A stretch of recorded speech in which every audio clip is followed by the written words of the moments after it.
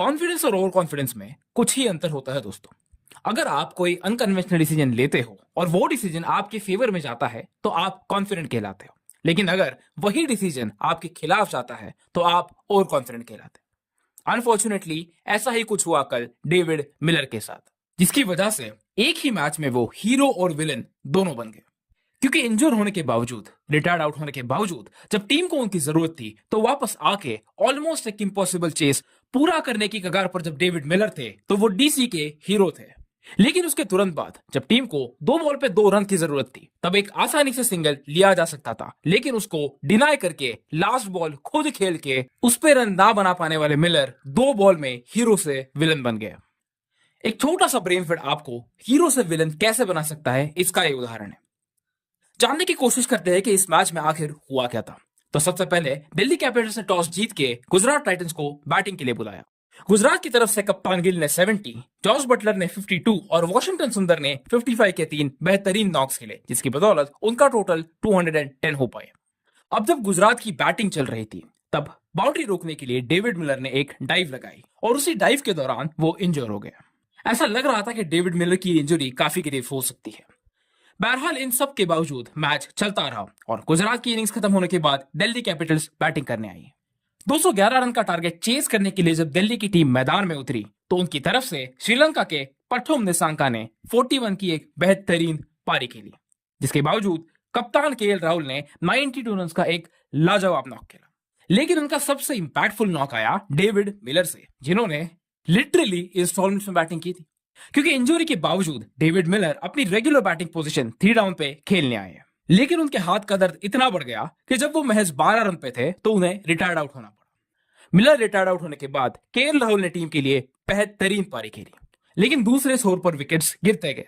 अब क्योंकि दिल्ली कैपिटल्स को एक क्विक फायर नॉक की जरूरत थी तो इंजर होने के बावजूद भी डेविड मिलर मैदान पे वापस आए और इंजरी को पूरी तरीके से भूल के उन्होंने अपने अंदाज में बैटिंग करना शुरू किया। आखिरी के 2 ओवर में जब 36 रन की जरूरत थी तो डेविड मिलर ने एक ऑलमोस्ट इम्पॉसिबल लुकिंग चेस पूरा कर दिया था। अंत में 2 बॉल पे बस 2 रन की जरूरत थी। स्ट्राइक पे थे डेविड मिलर और नॉन स्ट्राइक पे थे कुलदीप यादव। अब टीम को जीतने के लिए 2 रन और सुपर ओवर तक ले जाने के लिए 1 रन बनाना जरूरी था और अगले ही बॉल पे 1 रन बनाने का मौका आया, लेकिन डेविड वार्नर ने कुलदीप यादव को वापस भेज दिया। मिलर ने कुलदीप को वापस भेजता हुआ देख सारे दर्शक हैरान रह गए, क्योंकि 1 रन से मैच सुपर ओवर में तो जरूर जा सकता था और अगर कुलदीप यादव 1 रन बना देते तो शायद ये मैच दिल्ली कैपिटल्स जीत जाती, लेकिन ऐसा नहीं हुआ।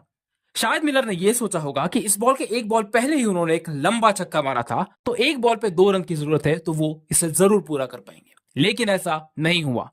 क्योंकि मैच के आखिरी बॉल पे जब 2 रन की जरूरत थी तो प्रसिद्ध कृष्णा ने एक बेहतरीन बाउंसर डाला। बॉल सीधा कीपर के हाथ में चली गई और अपनी जान की बाजी लगा के दौड़ने वाले कुलदीप यादव क्रीज के अंदर पहुंचते उससे पहले ही वो रन आउट हो गए थे। 2 बॉल पे 2 रन चाहिए थे और डेविड मिलर स्ट्राइक पे थे, लेकिन इसके बावजूद ये मैच दिल्ली हार गई।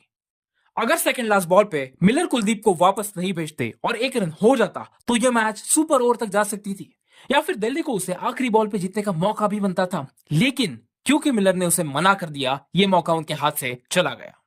डेविड मिलर जो इंजरी के बावजूद भी अपनी टीम के लिए मैदान पे उतरे, उनकी आंखों से आंसू नहीं रुक रहे थे।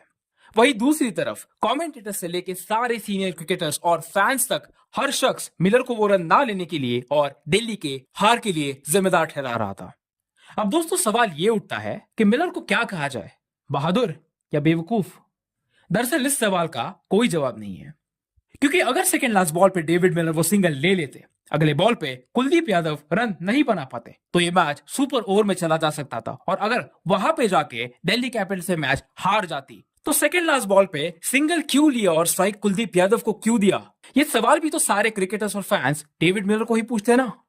शायद यही चीज उनके मन में तब आई होगी जिसकी वजह से उन्होंने उनके इंस्टिंक्ट्स को बैक किया। अनफॉर्चुनेटली उनके इंस्टिंक्ट्स उनके फेवर में नहीं जा पाए और उनकी टीम को हार का सामना करना पड़ा।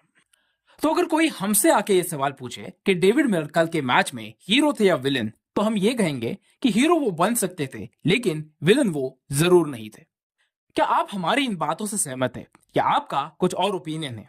आपको क्या लगता है, मिलर कल के मैच के हीरो थे या विलन? हमें कमेंट करके जरूर बताइए और ऐसे ही इंटरेस्टिंग वीडियोस के लिए हमारे चैनल क्रिकेटिविटी को सब्सक्राइब करना ना भूलिए। धन्यवाद।